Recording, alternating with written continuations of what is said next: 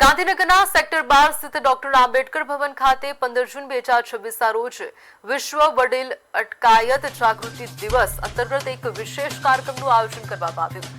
HelpAge India દ્વારા આયોજિત આ કાર્યક્રમનો મુખ્ય હેતુ મૃત્યુના અધિકારો, તેમની સુરક્ષા, સંભાળ અને સ્વાયત્તતા જેવા સંવેદનશીલ મુદ્દાઓ પર વ્યાપક ચર્ચા કરવાનો હતો।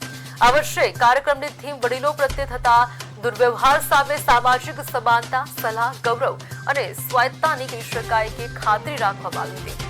હેલ્પેજ ઇન્ડિયા વડીલોને સમાજમાં સુરક્ષિત અને સન્માનજનક પ્લેટફોર્મ પૂરું પાડવા તથા તેમના પ્રશ્નોને વધુ મજબૂત કરી વાચા આપવા માટે સતત કાર્યરત છે, જેના ભાગરૂપે આ સાર્થક ચર્ચા સભા યોજાઈ હતી।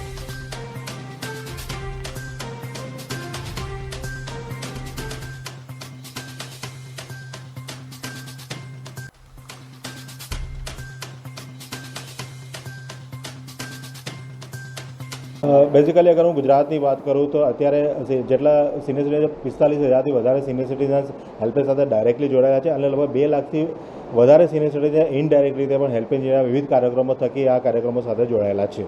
બેઝિકલી અગર હું ગુજરાતની વાત કરું તો અત્યારે જેટલા સિનિયર સિટીઝન 45,000થી વધારે સિનિયર સિટીઝન્સ હેલ્પેજ સાથે ડાયરેક્ટલી જોડાયા છે અને લગભગ 2 લાખથી વધારે સિનિયર સિટીઝન ઇનડાયરેક્ટલી રીતે પણ હેલ્પેજ જેવા વિવિધ કાર્યક્રમો થકી આ કાર્યક્રમો સાથે જોડાયેલા છે।